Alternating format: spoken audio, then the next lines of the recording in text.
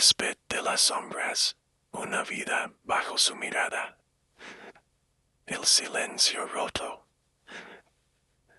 La relación con mi abuela se rompió el día que dejé de callar. Para ella, la fe es un escudo, una barrera de oraciones y cuentas de madera que la protegen de lo que no quiere entender. Para ella, cualquier cosa que ese escudo no cubra es, por definición, locura o falta de Dios.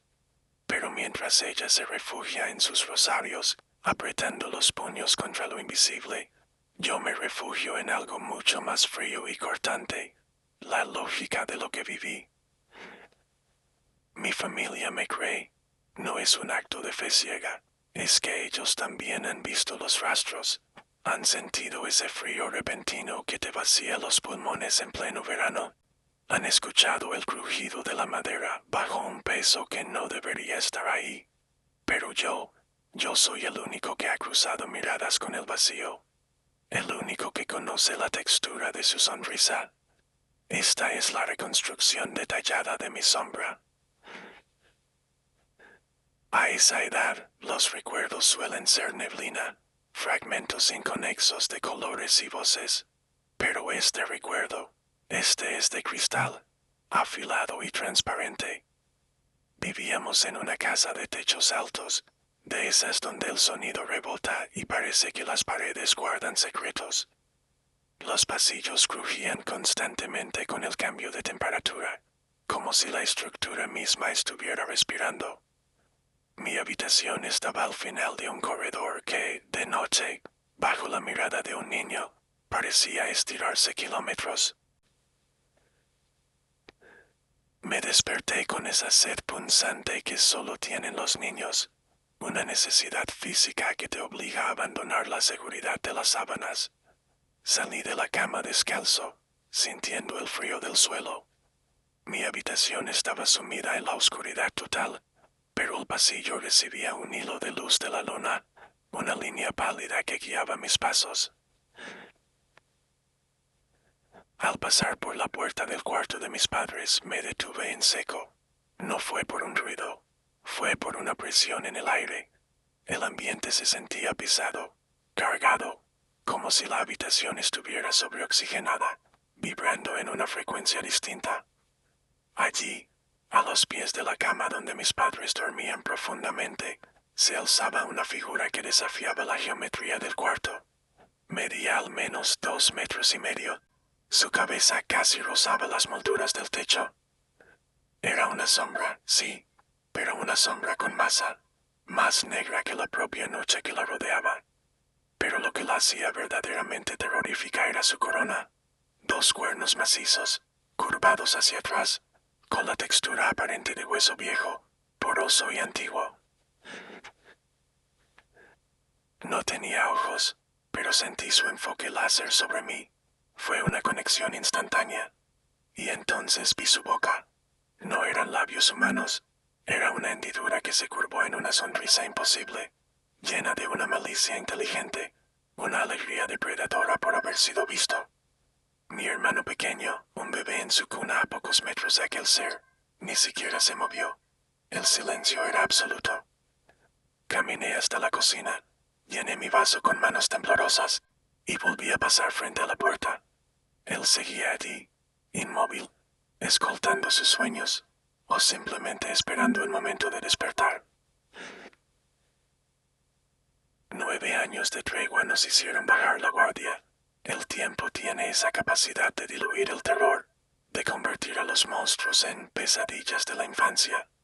Nos mudamos a una casa más pequeña, una donde el espacio era un lujo y la privacidad un concepto lejano. Compartía cuarto con mi hermano.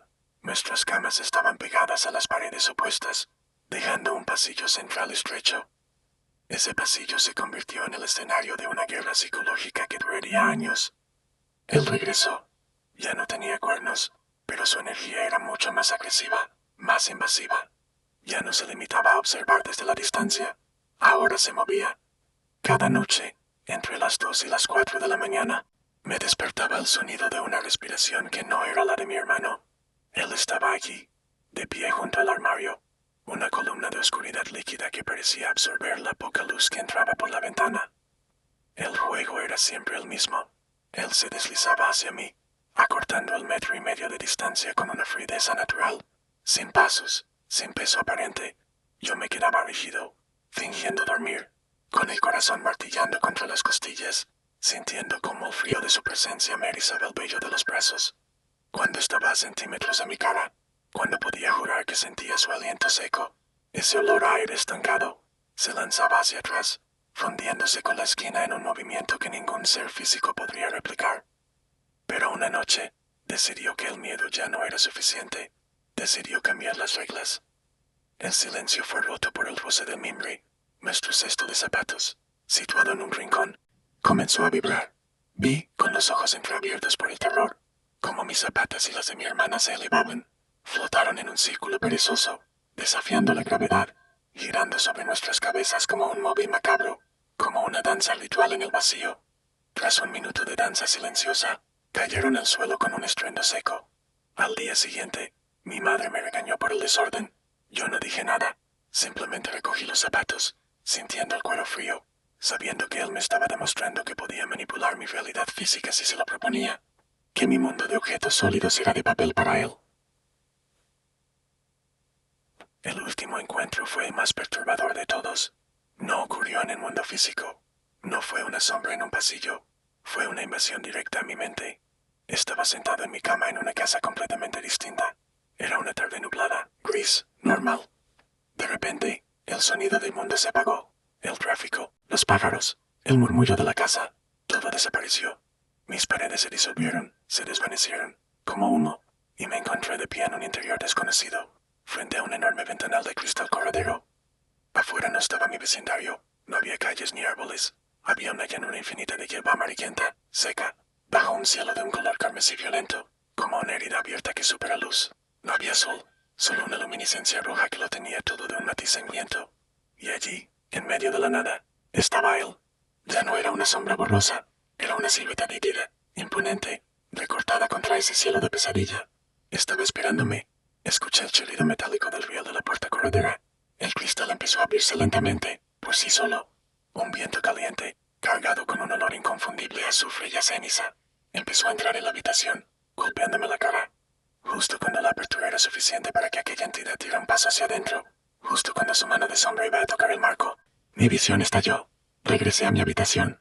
El silencio que siguió fue el más pesado de mi vida. Un silencio que sabía despedida y a promesa a la vez.